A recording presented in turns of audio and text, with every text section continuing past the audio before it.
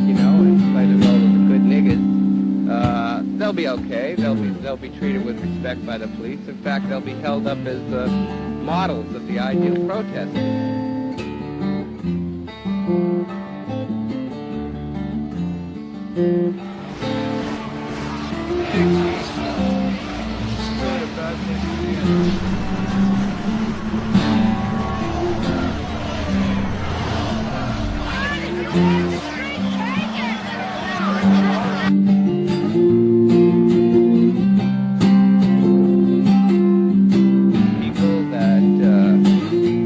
Hippies that march on the amphitheater or go downtown or sit in restaurants or demand their rights,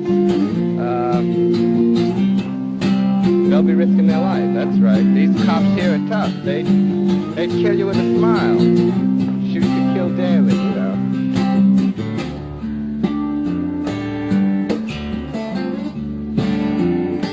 Next time when a man calls you up, what he's going to do about 2 or 3 more times this year. And next time it's even going to be worse because this is perpetuating itself. The people are taking back their country. You know, when we start taking back our country from the 3% that owns the country, you're going to have to decide, are you going to load this thing and use it? If you're not going to load this thing and use it, then you ought to put it down.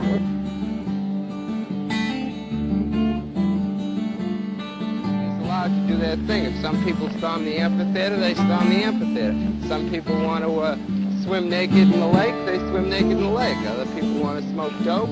Other people want to go and tell the cops what we're doing. That's good. The cops want to come down and beat our heads. That's it. I mean, it's all conceived as a total theater, with everyone becoming an actor.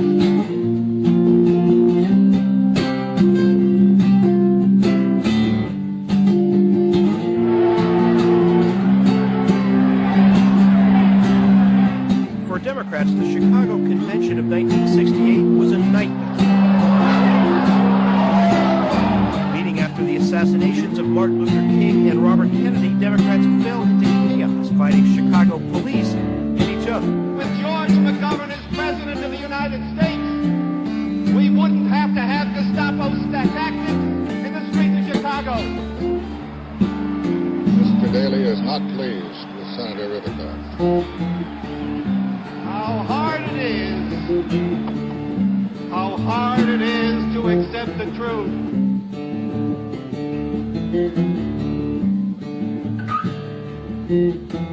And it's probably, I mean, you've got to put a lot of the blame on TV. At the same time you're blaming it, you've got to learn how to use it. See, TV, unlike the other media, movies, reality, books, etc., TV gets into your fantasy world. That's why the images are shot, blurred, at the same time very specific, and they keep fading, and they're in short bits, and zoom in and out. That's what fantasy's about. They're not dreams, and they're not reality. So if you want to enter the fantasy world of America, which you have to, because people watch 7 hours of television a day, and that's how they get their information, you have to learn how to use it. It isn't enough just to whack it as a medium. You also have to learn how to use it. Talk about some current history. I'm on.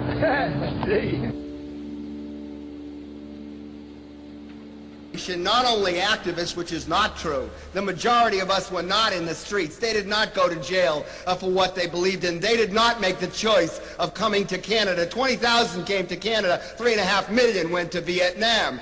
In 1968, in Chicago, the Democratic National Convention was taking place. Outside that convention were protests that Abbey was taking part in. Now, Abbey and his friends were eventually arrested for trying to incite a riot and assaulting a police officer. They were later tried and known as the Chicago 7. Now skip ahead to 1970, the Kent State shootings, where the National Guard supposedly opened fire and killed 4 students that were protesting. That's not exactly how it happened. In fact, we are seeing today history repeat itself, and that's not by accident, it's not by chance, it's on purpose, because the individuals that caused the events back in these days are causing them today. And I'll prove my point. Now, before I continue, I want you to understand and realize the importance of ear biometrics. The matching of the ear is very key. It's been used as a standard for identification in Europe for many decades. It has been studied thoroughly, and it is established that it is more thorough than a fingerprint. The only thing that is better than an ear biometric match is a DNA test or a retina scan. Now, both of those require the person's submitting or being part of the investigation. When an ear, you do not have to have their permission, since they are out in public and photographs of them are taken. Plus, if they are a public figure or they are involved in the media, it's very easy to get very good quality photographs or images of their ears. The only problem that you run into is when you're dealing with Hollywood and the effects that camera or lens distortion can have on the image, which can be drastic at sometimes on purpose due to artistic preference, or can be done to conceal exactly who the person is for malicious reasons. Now, when you take a look at these ears, you'll notice that one is done in the studio and one is outside, so the lighting is different. The one has an earring in it and the other one doesn't, so the lobe is going to be formed different. It's going to be pressed with the earring, so it'll be longer, more elongated. You can see that these ears, though, the inner working of the ear are exact. These ears match. I want you to remember this as we go into talk about this next person. This is Leslie Kagan. Leslie was born in 1947. She's an American activist, writer, and socialist organizer involved in the peace and social justice movement. She is a former national coordinator of the United for Peace and Justice and former co-chair of the Committees of Correspondence for Democracy and Socialism, and the former chair of Pacifica Radio. She was born to a Jewish couple in the Bronx in New York City. She's described as a red diaper family, which means that she's basically a communist. Her grandmother was a seamstress and founding member of the Amalgamated Clothing Workers Union. She graduated from New York University in 1968 with a degree in art history. In 1970, she began working with the Black Panther Party. She lives now currently in Brooklyn, New York, with her partner and author and organizer Melanie K. Kantrowitz, the founding director of the Jews for Radical and Economical Justice. I want you to remember that because that's key in this investigation. The ear that you saw is Kagan's ear. The other ear that is laid on top of it is somebody that she plays in our current government.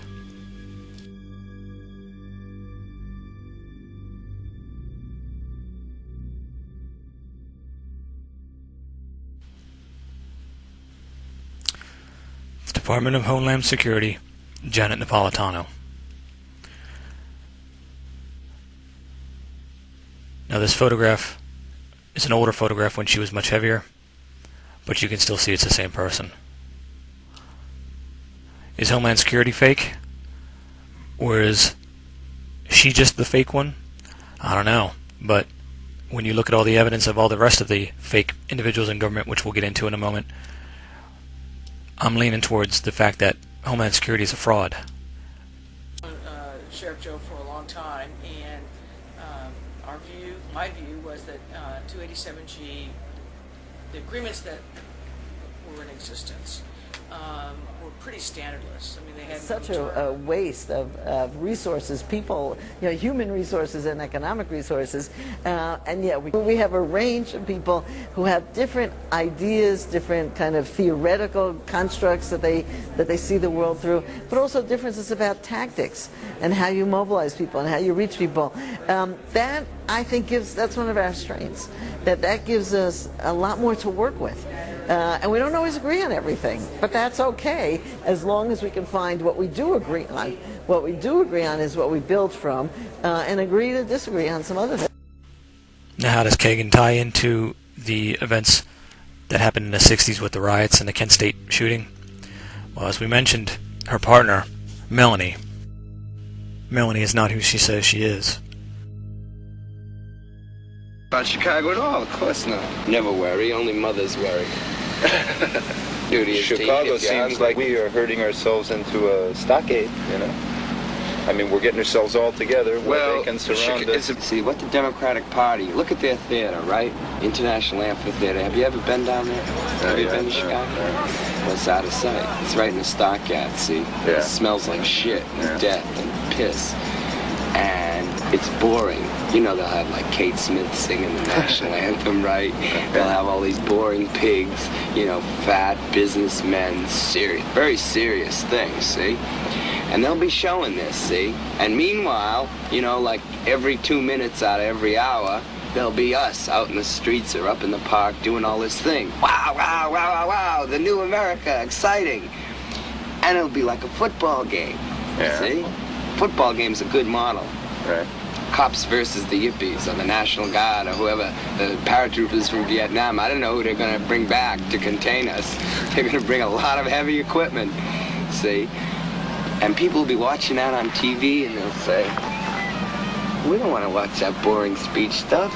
We want to watch the Rose Bowl out there, you know? And they'll get mad. They'll say, why aren't they showing us that Rose Bowl? What are they showing us that boring stuff for? You know, a lot of people are going to kick in their television sets that week. When you look at the images of that event back in those days, and you see the individual that we mentioned before, Abbie Hoffman. Abbie is actually actor Paul Michael Glacier. Paul Michael Glacier's wife is Elizabeth Glacier, who died of AIDS, but before she died, she started a foundation called the Elizabeth Glacier Pediatric Aid Foundation, which Paul is now honorary chairman of. This is a photograph of them at the 92 Democratic Conventional Party Conference, giving a speech about their organization and the importance of global health care. Now, if you notice who his wife is, she looks an awful lot like Henry Winkler. So I did a little bit of digging and found out Henry has, of course, 2 other sisters. One of them is Bee Winkler. Bee, as you see here, is now a doctor. She is the one that played Paul Michael Glacier's wife, Elizabeth. Apparently, the story is that she contracted AIDS from a blood transfusion she received when she was giving birth, and therefore passed it on to her child, and then through breast milk passed it on to her other child. So they both died, so they say, and that's why they started the foundation. If we notice who is running the foundation now, the head of the foundation on staff, which I assume is collecting a paycheck from the foundation, is this person. Also on their payroll is this person. Look alike?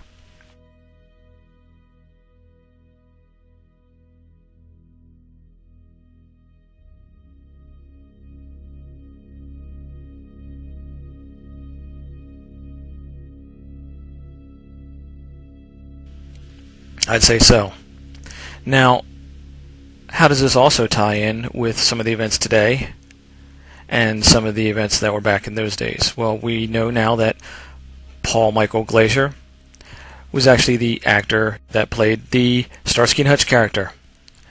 Now, I'm more familiar with that than I am of Abbie Hoffman, since he was before my time. But we can clearly see that they're the same individual. Photographed with Abbie here is Lisa Fithian, or should we call her Medina Benjamin? Or should we call her other names like Cressida Dick? You get it? They love the wordplay. These images that you're seeing will be available for download in PDF format from WellAware1.com, so you'll be able to compare for yourself and see that they match, even down to the vein in the forehead is in the same spot and match. And remember, she also plays the fake lawyer, Judy Clark, who represented Susan Smith, which we know is fake, who also represents Jared Loughner, which is fictitious, and Bradley Manning, who is also fictitious. And funny, Bradley Manning would be brought up in this, but here's Bradley Manning at the Occupy Wall Street protest. Pay attention to the ear and you'll see that the overlay matches exactly.